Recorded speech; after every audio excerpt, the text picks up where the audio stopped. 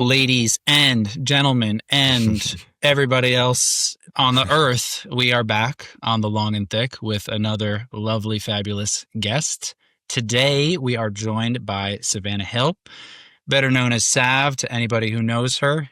She is a Nashville native, strength coach, and mobility specialist, and much, much, much more, as you'll come to see throughout this episode. Sav, how are you on this fine Sunday? We are doing just fine. Yeah. I'm happy to be here. Yeah, this is awesome. Happy to have you. Yeah, right on.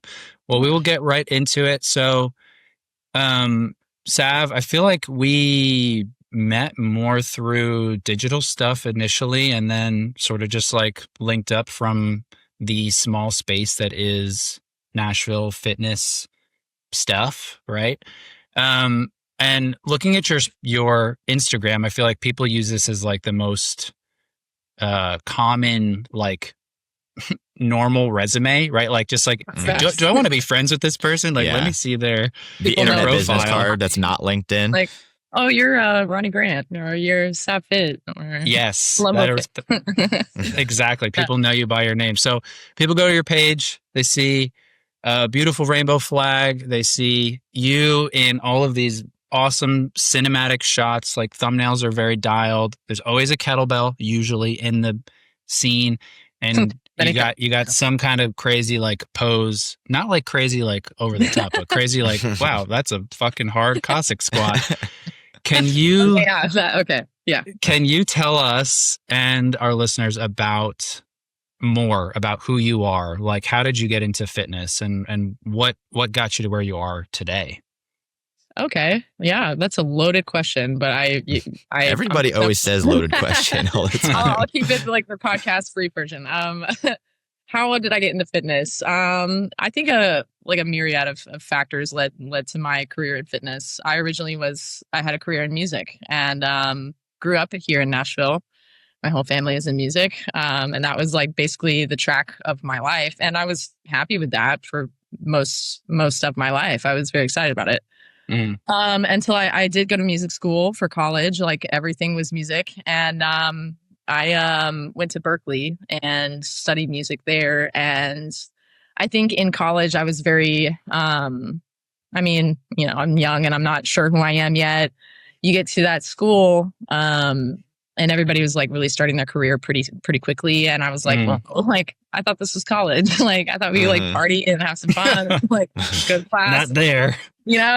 So I kind of like in college got a little bit lost with like, do I want to do this? I did the whole freshman 15. I gained weight in college because I did kind of go the party route, and I still went to school, but sure. I ended up getting overweight, and the doctor told me, like you're a little overweight, you need to lose some weight. And then I started getting into working out, and I went from being overweight to being underweight because I was like really like, I think it was like at the time deciding slowly that I was like, I don't think I want a career in music. I love to play music, but I don't think a career making a living in it. And I was like, it was all I knew. So like I kind of was just like, what do I do? And I think my way of like coping with that insecurity was fitness. And I started working out a lot and just kind of like, barely kind of scraping by in school to the point where, I wasn't there for that anymore. And then I started getting depressed about it, and like all those things led to me getting an eating disorder. And I took it just way too far. Uneducated, like don't know anything about fitness. I just started working out, and like Google, Sure. So it ended up going like, way south, and I ended up having to come back to Nashville to go finish school at MTSU. And I was still kind of doing music stuff, like going on some like little tours here and there with like small artists and stuff. And I was just like ready for something else. And then I ended up going to a different gym. I was in recovery for the eating disorder. And it's like a whole long story I could get into, but yeah, I appreciate you sharing it. Well, thank you. Yeah. The eating disorder kind of, and the recovery from it led me into like a healthier avenue with fitness and like put me in places and gave me resources where I was getting educated on like what it actually means to have an eating disorder, what it actually means to actually work out for your health and not for, coping with depression necessarily. That's like, there's lots of things that go around on the internet about like the gym is my therapy. And I'm like, ooh, careful with that. No, it is not. It shouldn't be. Careful with that. So yeah, I ended up learning a lot, and I'm like, whoa, it all happened so fast, where I was like, I had no idea that this is what I was doing. And it wasn't, I want to clarify, it wasn't to be skinny. It was never to be like to shrink myself. Eating disorders happen for a lot more reasons than that, and I think that there's, a huge stigma around those and like, it's not talked about enough, like those kind of things around those things. But, no, I totally agree. Right. And, so I ended up getting a job at a gym. I was like learning from the coaches around me, and I learned from therapists. I was surrounded by good support and good resources to recover. And I ended up learning a lot, wanting to kind of get more into learning about fitness. And then from there, I ended up getting an injury because I was still underweight. I was still, not quite, strong enough to do the things I wanted to do. I started, doing martial arts. I wanted to get into that. But I did start to get into fitness more in a healthy way. Like I was, I want to learn skills. I want to learn how to be strong, not just, like how do I work as hard as I can, burn as many calories as possible. Like how much can I, compete with myself? It was more exploring and connecting with myself at that point. And, but I got injuries, I got, a stress fracture in my back, and it was very extreme and I couldn't move. Yeah. And I'm like, whoa, I really took my body for granted here. And, so my injury, recovering from the eating disorder. And then my mom got a hip replacement really early in her life, unrelated to anything I went through, but, that was devastating for her, cause she was young and it really messed with her head. And, so all of that is why I became not just a trainer, like wanting to help people achieve fitness and health the healthy way. And to be like, I'm very passionate about people understanding why they're doing things. Why does this make sense? Why are we doing this movement? Why are we training this way? Why do I value these things? Because education is why, the lack of education was why I ended up going, I didn't have the right guidance, and I didn't know how to ask for help. I didn't know who to ask, Yeah.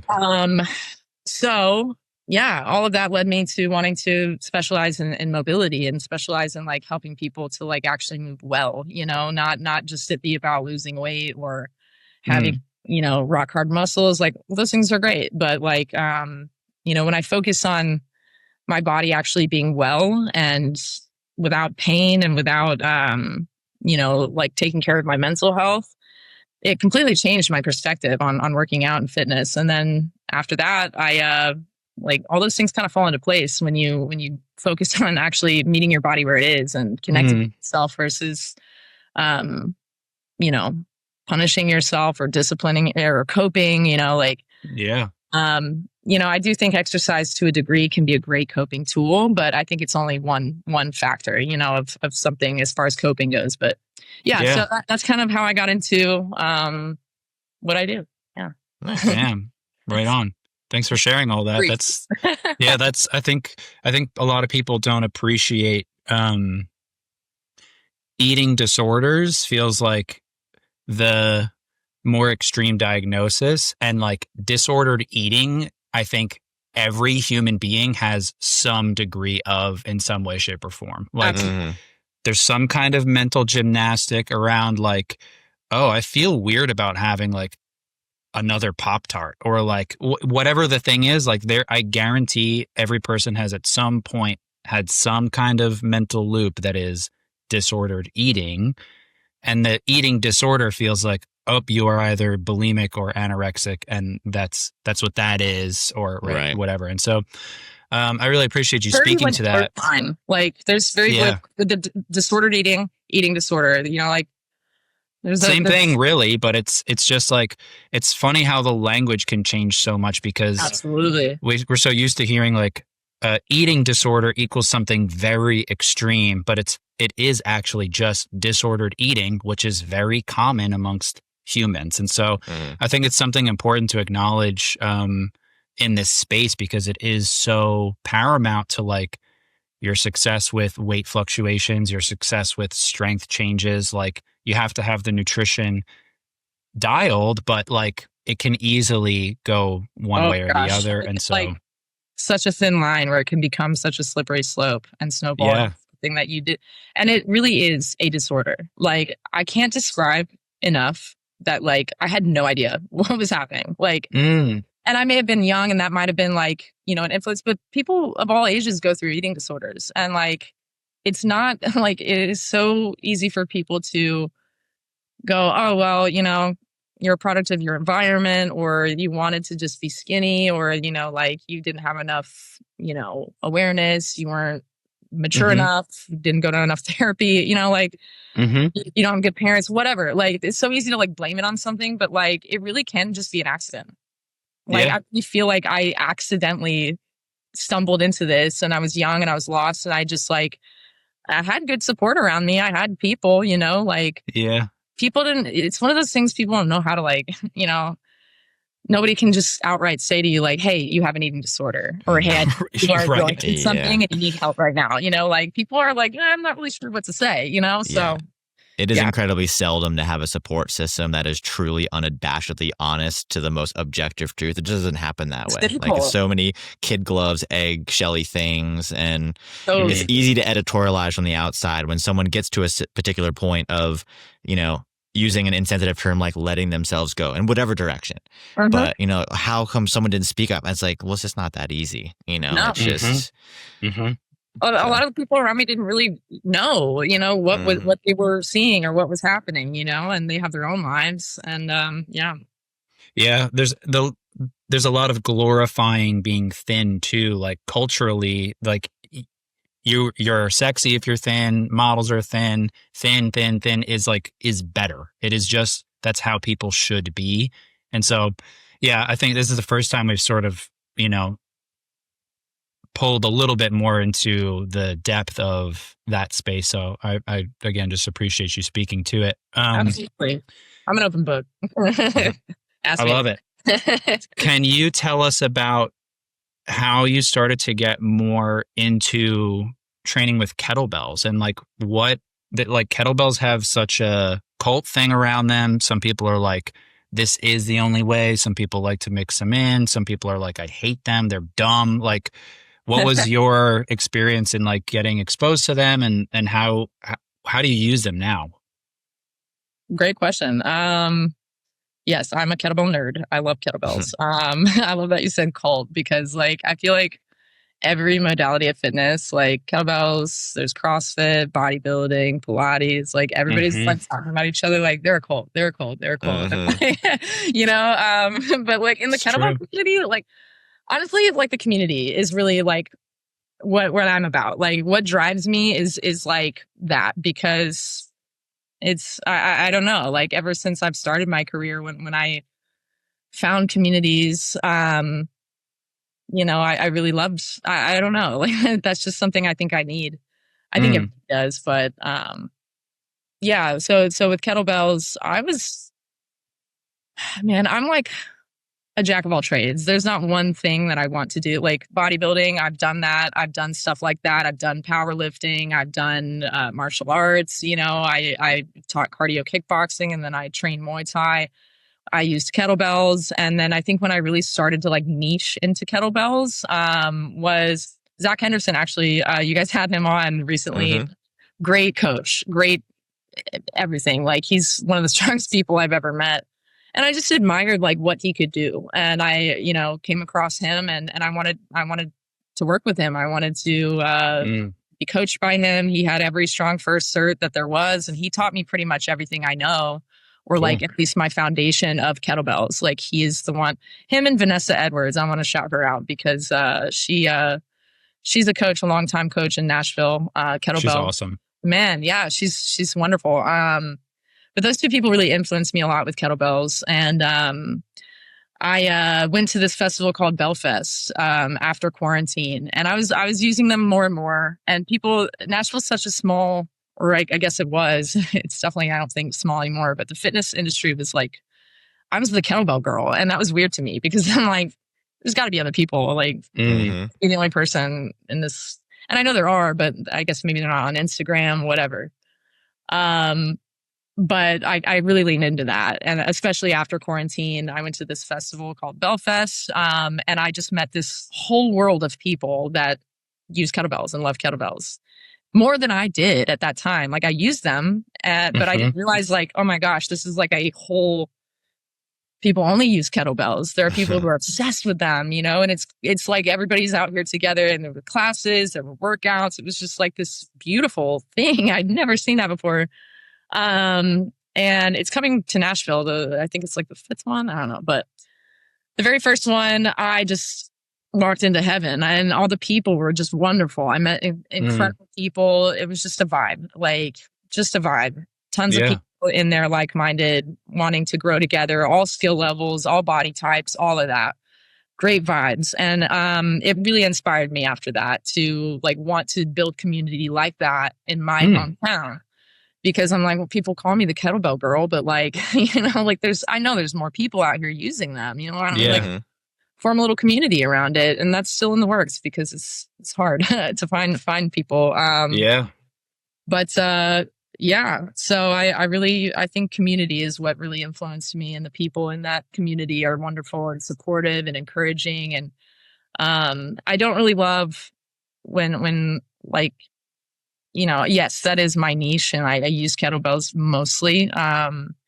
But I think people fight a lot too. So when you said the cult thing, I was a little tiny bit triggered because I'm like, I don't see us as a cult, like I understand how other people on the outside looking in, if you're like going to close yourself off, but like nobody's trying to, well, people are trying to say, there are people in every community that just ruin it for the rest of everybody, like I don't think it's like only kettlebells or nothing, like kettlebells are the only tool, they're the best tool, and barbells are stupid, like I use all the tools, like I like it all, and I think depending on your goals, you should use other tools, but totally. I do specifically love talking about kettlebells and sharing that with people and teaching people how to use them because they are so versatile. They are so versatile. They can help so many people. Not everybody can use a barbell. Not everybody can simply hold a barbell. And that's something as coaches, especially as we progress with our own fitness, have to remember is, there are all kinds of people with all kinds of needs, and kettlebells just happen to fit a lot of those needs. Not everyone, but yeah. So it's very accessible. No, for sure. Did you have something to say, Daniel? You were like, hit me. Oh, I mean, I was gonna flip back around to the music side of things because I only recently, before you said that, knew that you mentioned it, I think the first time we met when we were trying to talk on interests and things like that, but didn't know the capacity in which you did it. But you posted a video couple weeks back, maybe a week ago, of just noodling on guitar, and I was like, oh, she is a monster guitar player. Okay. Oh my gosh, thank you. Yeah, I was like, all right, that's freaking sick. So was Robbie. You happen to be an excellent musician. Do you see any overlap between music and training, like rhythm, flow, creativity, and how you program workouts? Do you think musical people tend to be either more athletic or easier to coach, or conversely the other way around? Interesting. Both of those questions are great questions that I'm excited to answer. I absolutely. I think I struggle with Instagram because like I have a hard time with business and the creative side of it. Like I do both, and I don't know how to separate them, and I don't want to. But I shoot myself in the foot that way. But I've always like thought about like how can I like make my worlds collide more, because they are in my mind.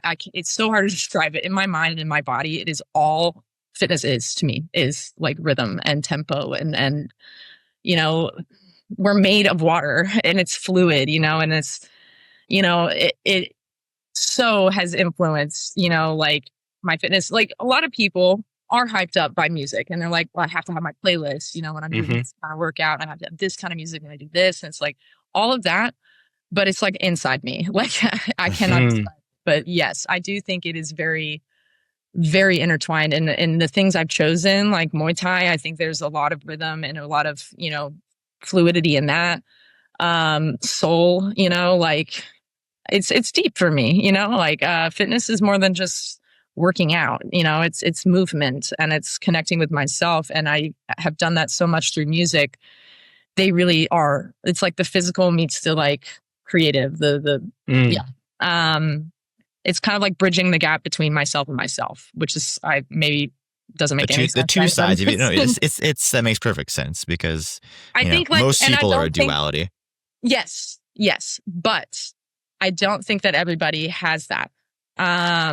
So to answer your second question, are musicians more prone to like do fitness better? I think if they tap into that part of themselves, sure. But you can't teach everybody rhythm. You can't teach everybody how to like, connect with a song in the same way. And people do connect to music differently, which is why music is such a beautiful thing. And I think it's another like common thread in music and fitness is like everybody it's different for everyone and it should be, everyone is an individual person. We have our own tastes. Nobody can tell you that you're wrong for liking something, in music, like liking a certain genre. Like Ronnie could love Megan Thee Stallion, and I could be like, Megan Thee Stallion sucks. That's not true. I love Megan. And I can't tell Ronnie he's wrong, and he can't tell me I'm wrong. And then same with fitness. Well, people can still tell you you're wrong in fitness, and there is right and wrong, I believe, in fitness. But at the end of the day, that's that person's body. And they have needs, they have different desires, different goals. You can't tell them their goals are wrong. If that is what they want, that is what they want. If I think it's unhealthy, I can say that, but I can't tell you you're wrong to want that. Yeah, that's a cool point. I think that really taps into some of the way that you described the kettlebell side of things, because I call it culty on purpose to draw out the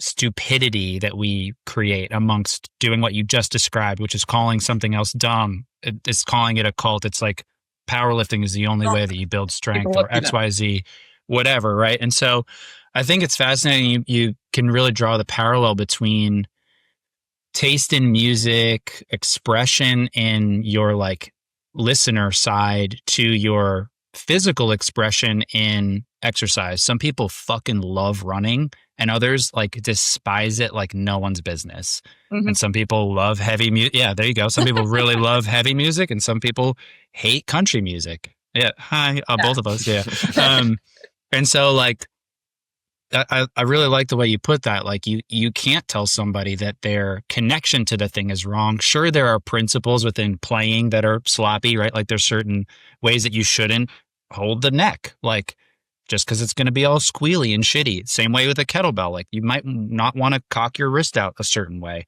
But at the end of the day, like the way that somebody connects to that thing is the thing that we should be going after more and celebrating. And so I think it just reminds me of why we are doing this in the first place. Like you have a way about you that will draw people that need to be coached by you to be coached by you, right? Like you are there for certain people the same way that I am, the same way that Daniel, the same way that Molly and Zach and everybody else like has people that they are meant to cater to. Right? There's some people that'll be really put off by me and really drawn to you. And so like, okay, we need to just like let that stuff happen. Yes. And get out of the way of like trying to control so much of it. And so I think all of that just like speaks to that. That like also like something I think about often is like how people like close them. Like we were just talking about like hating country music versus liking country music. Like I don't listen to country music. My dad writes it for a living. Like I love his song, but I'm like I could do without the rest. But then I realized as a musician, working in Nashville as a Nashville musician, like I'm going to open myself up to more opportunities if I learn to not necessarily love country, but like appreciate it. And I feel that same way in fitness. And like, I don't have to, avidly train myself to like country music, but I'm going to try to be open-minded listening to it because I might learn something tasty on guitar that like no other genre is going to teach me, and then apply that to another genre. Then you have a unique style that ain't nobody got, fitness. yoga. I don't do yoga. It's not my thing. It's not something I want to do every day, but I don't, and running, that's a great example for me because I don't like running. It's not my favorite thing. I'm not going to be a runner anytime soon. I may run a marathon in my lifetime. Maybe I might go my whole life without ever doing that. I think I've only ever run one 5K. And I complain the whole time, but I used to be like, fuck running. I hate running. It's like, you don't even need to do that. There's other ways to do cardio. And I was that person that was like, you don't have to do that. That's stupid. Like, and then I realized that the human body is kind of designed to run, jump, throw, do these things. And it's like, I was closing myself off, and it's like, then I started like opening my mind to it, learning about running technique and like, oh, there is a form to this. Oh, that actually applied yoga. This is strength that I do not have. And when I was humbled by it, which a lot of people don't like to be humbled, especially in public, for sure. Like I don't want to be bad at something in front of people or at all. It's like you are doing your service as an athlete, as a coach, as anybody, as a human, So I just think people are so, let's fight, or I'm going to be the next big thing on Instagram. So I'm going to tell you, stop doing this. Yeah. Stop, the tribalism is real for sure. I cannot hop on that bandwagon because I know it works, but I just do it, Yeah. But yeah. No, that's awesome. Real quick, if I may, we can put the music question or the music phase of this to bed after this one last question. But so you're at a low point, your vibe's not right, your focus isn't there. What is the song and or artist that puts you right back in it and lets you like crush a workout? Whoa. Ooh, that's a tough one. Meg Thee Stallion. I mean, honestly, that would work. It would probably work. Man, okay. Actually, shout out to Maria Bichetta for this. I haven't spoken to her in a long time. I don't know where she's at, but no ill. I think she moved on somewhere else. But she turned me on to this band called Tesseract. Oh yeah. And I listened to which album is it? I can't remember which album, but I think the song is called In Nocturne, and it's like this crazy weird math rock kind of like metal. It's weird timing, and it's like my brain just goes like I can't figure it out. I want to figure it out, and it just hypes me up for whatever reason. It's like metal, but like it's weird. A lot of people would probably be like, "What? Like this is what you choose to hype yourself up?" We can get nerdy about this when we're not on this because it'll be fun to dive into that. But I am very familiar with, and it's not like kind of metal. It's like the guy sings and they're like weird timing. It's so cool. It's so cool. Interesting. That's a good question. Like that's what I put on a lot, like when I'm like, or I'll put on Avril Lavigne, like hard left. Oh. It's either off time gent or he was a skater boy. MC. I gotcha.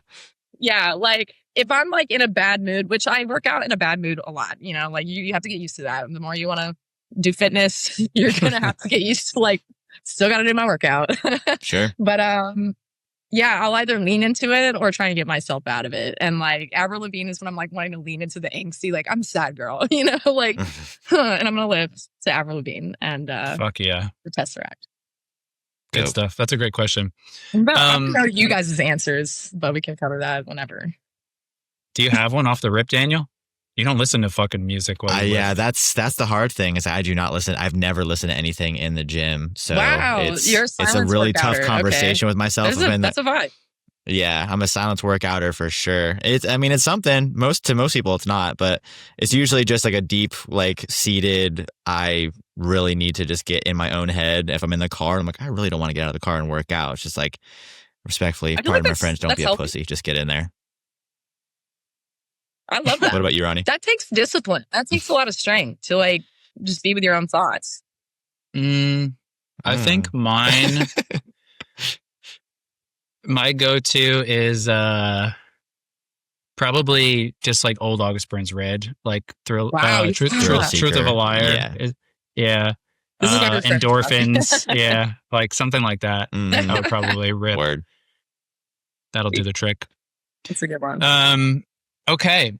Next up, I want you to shed some light on the experience of being a female coach because I would argue it's pretty uncommon given like the training space. Like there are plenty of excellent female coaches and practitioners across the board, but I feel like now we're starting to see more of it because of social media. But I want you to talk a little bit about like your experience, just like even getting started, how, you know, you've learned to develop into that and some of the flack you may have gotten, and then sort of talk about if you have a preference of training men or women or neither, doesn't matter. Like, can you tell us about some of that experience? Yeah. Man, I could really get into that. Let's see. Being a female trainer, first of all, it's a privilege to be a trainer. I left music, loving music, but not wanting to make it a career. And when I realized I could help people with fitness and not just like, you know, lose weight, have a, you know, body that works better, feels better, but like it's a whole lifestyle and a mindset.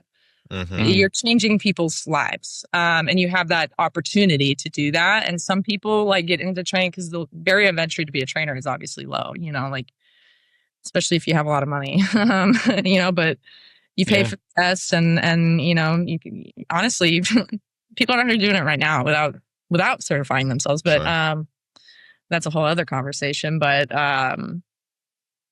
yeah, like, I don't know where I was going with that. Being a female trainer is a privilege just because I get to be a trainer. I get to people and I really take it seriously. And some people I think do it like as a part-time gig, like, yeah, I'll run you through a workout and that's fine. You know, like I think anybody that's wanting to help people move, you know, you should do that. Yeah.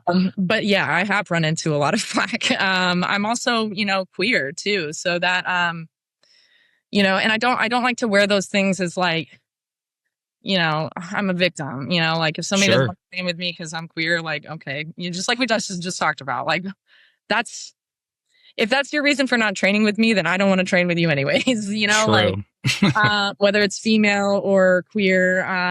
But yeah, I've had a lot of men talk down to me, because I do want to learn. And, you know, when you take somebody who is young, eager, insecure, wanting to learn, and then you take somebody who is also insecure, you know, there's a lot of people that look like they know what they're doing and they can be very insecure, I've learned. But insecure people who need to feel like they are further in their career or like they have knowledge, or maybe they're threatened by the fact that a woman comes in, and people are threatened by people just because people like that person, you know, but yeah, you know, I think insecurities cause people to like, you know, I'm going to tell you that. And you want to learn, this is how it is. You know, I'm going to make you feel like you have a lot to learn, you know, and that's how the beginning of my career felt. Not with everyone. I had really great people in my corner, very supportive people. And then there were a few people, you know, that were like that.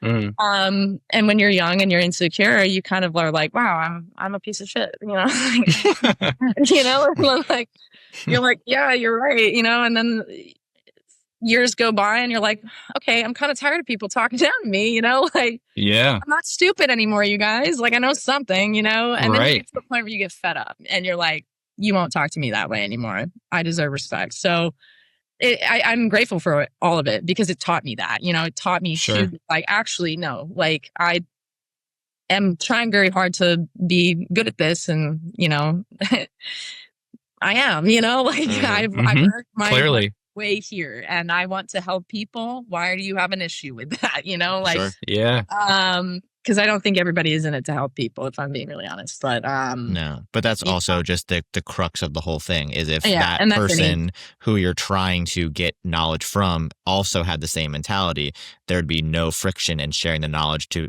ensure that more people have a better life. It's some, like I said, insecurity, gatekeeping, being threatened by your advancement, and also maybe which is worse is like the scarcity mindset that you're somehow going to cannibalize their business. And it's just like there's something for everybody. And like Ronnie said, and we all have a different version of our peanut butter and jelly, and our people that want that brand of it will come to us. That's it. Period. End of story.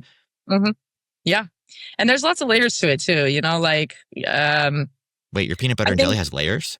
Hell yeah. Well, yeah, I mean, like add that honey, add the sriracha, whatever, you know, like there's layers to it because I think the queer part also threatens some men out there. And I've never said that like in public before, but I really do think like you take a queer person who's confident in themselves and like doing somewhat well in the industry. It's like in the South, to a lot of men. And I've experienced that firsthand. And what sucks about it is it's like this covert energy. It's this covert attitude that person will have toward you.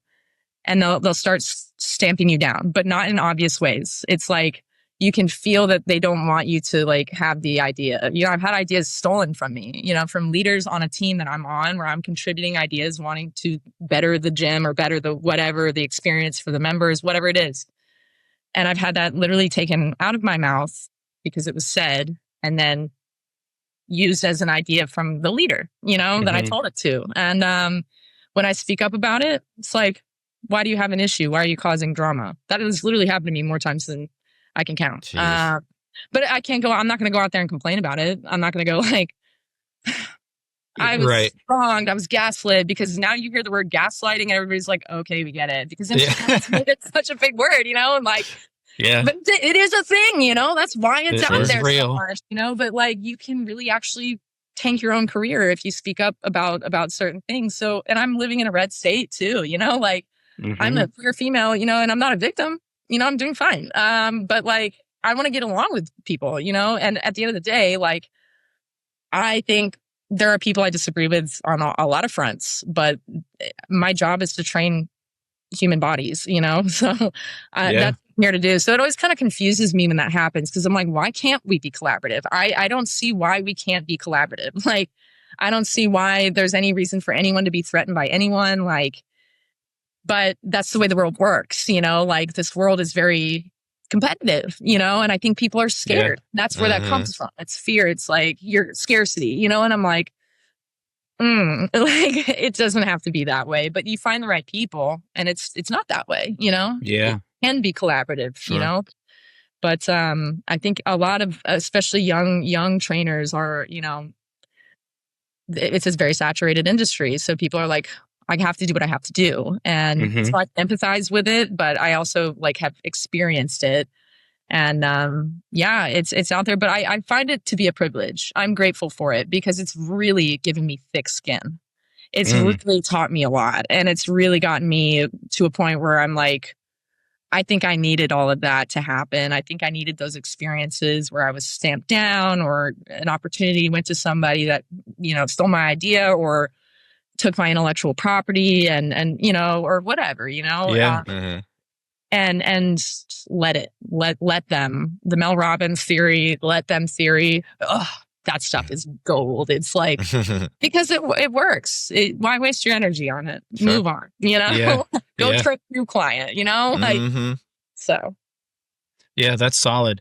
I feel like some of that is all like cyclical and reminiscent of even your entryway into fitness. Like the way you're describing stuff is coming into this space out of, we'll call it the wrong mindset, like trying to become thinner, right? And so like, and then being in a really, really vulnerable space and being educated in the middle of that vulnerability, your entryway into training is like, not the same in that you're vulnerable, but like you're so much more susceptible to like the criticism and all of the things and people stacking things against you from the get-go. So for you to get through it, I think is just like fucking awesome. And so, you know, like it's personally, I mean, I have 4 older sisters, and so I think I lean feminist in we'll call it a more balanced way, at least in my own opinion. And so like I feel very aware that there is a undertone of like minimizing women just like across the board, and especially in this space. I think it's just like men's bodies are typically always going to be stronger, like if, you know, percentage wise. And so there's this idea that matters more than anything else. And it really just doesn't, like, especially when it comes to training, like that to like strength and power and all those things. It's like, or their ability to connect with the person they're trying to help. Like, eat shit. You're probably worse at it because you're so full of like watch me do this great thing. And it's not about the person they're helping. It's about them being like, wow, I can't believe how fucking awesome you are. And it's right. like, so that's a lot to go up against, because that definitely exists. And it's fueled by other men's like boyhood kind of like competition stuff. Men in a lot of fitness spaces are competing to impress other men, not women. Of course. Well, that is 100%. Bodybuilding as a and whole. Women do it for women too, but like I also think that far more often do men tell women that they're doing something wrong than a woman is going to tell a man they're doing something wrong. Like just unsolicited, you know? Like, yeah, that's also more so out of fear too. Yeah. But yeah, like men are trying to impress other men in the gym. And I think hell yeah. Like, very real. It is a millions deep world of penis envy across the board.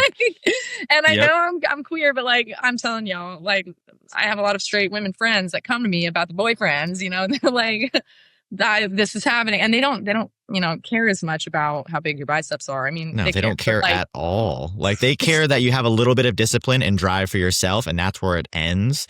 It may have a little bit of pollination of like, oh, he looks better for it, but everything that we do for our muscles is for other guys. Yeah, 100%. It's very real. It's very real. You know, it's something that like I really, when you ask the question about like, do I prefer training men or women? I don't have a preference, but men are scared to train with me. It's not, maybe they're not scared. I think there are some that are like, I'm too scared, but I think there's some that are just like, I prefer training with men. And it makes sense. I mean, like women do it with women, you know, it's like a comfort thing. Like I relate to you kind of thing. And I totally understand that. Absolutely. Totally makes sense. But I love training men because it's like, give me the challenge because I know how to do it. And I think I'm good at it. And if you want the chest, let's go, bro. Like, but like, you don't trust me because I don't look like something that you want to look like. And I get it, but it's like, and so I do understand. It's not like, you know, I'm like, well, no men want to train with me. I just like, when a man does trust me, like I train mostly women. But when a man does reach out, like wanting to train with me, it's thrilling to me because I love training men. I think it's fun and it isn't my body. I don't understand what it's like to live in a man's body, but, and I also think I don't, you know, that's why I understand it more because there are men who like niche themselves as postpartum, trainers. And I think I have an opinion about that, but I also don't know enough about anybody who is a male training females for postpartum strength training to say like it's wrong. I just like, I know there are definitely men out there doing that it is wrong. And then there are probably men out there who are very good at that. It's a like, I think of it as like a puzzle, you know, it's like a science experiment, but it's not an experiment, it's somebody's life, you know? So it's like, you know, it's somebody's body, you know, and I take it very seriously. So I know there are men out there who think that way too. And so, you know, to defend those postpartum male coaches, I'm sure there are really great ones out there, but it's the comfort of the client and what they want, what they need. For sure. And yeah, so I don't have a preference, but I do love to train men because I don't get that opportunity as often. So if you're a guy out there and you want the challenge, hard pecs, and you know, like let's do some curls for the girls, bro. A ripper challenge via kettlebell that'll leave them squirming at the end of it. It's like, yeah, dude, suck it up. Let's go. I'm telling you, That's like, give me what you want. You just gotta like suck it up. Come on, like. Hell yeah. Yeah. So you mentioned a bit earlier, some of like your philosophy being more around, you know, the longevity-ish side and more about overall health as opposed to just like pure strength or pure speed or whatever. Like there's a bit more of a balanced vision for you and how you connect with people that you work with in that same space. On the mobility side, can you talk about some of the things that got you like into that world, eye-opening wise, and just like what kind of things you utilize with people, like, and some of the value to it, like why people why do you believe in it essentially, and you know, how do you implement that? Absolutely. Well, as I mentioned earlier, I think injury was the catalyst that led me into wanting to understand injury more, understand like range of motion, understand joints more, look further than just like, how do I grow my biceps? How do I get a 6-pack of abs? Like, how do I lose weight? All those things are important, but the more I was heard, the more it's like, you don't want to feel this ever again. And then you have a client go through something or a family member go through something, and you're like, oh, this really set them back and really affects their mental health. And it's injury. I read a statistic somewhere about how even like elite athletes who have been severely injured, they risk, there's a suicide risk that's much higher than like the average person who gets an injury, which makes sense because they're an elite athlete, it's their life. But that, like, all of that, I think collectively started just getting really interesting to me. The puzzle thing, like the science stuff, science is what healed me from an eating disorder. When they explained to me, like, this is a fact and you cannot change this, like, this is what is happening in your body when you are doing this. I'm like, I cannot argue with you. Like, I'm a human being. That is science. We figure that out.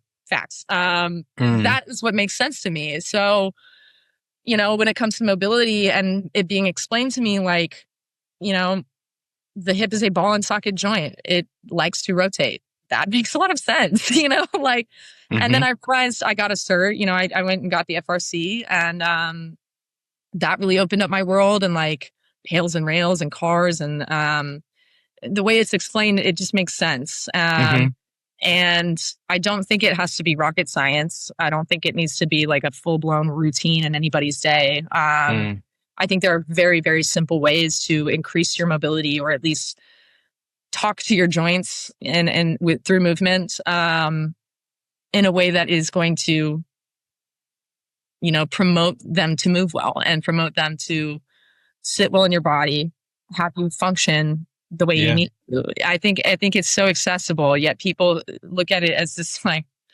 separate thing, and I think it's getting better. I think it's getting talked about more, but like, I think every coach should know about mobility. I don't think it should be a niche, like, I think everyone should know about it.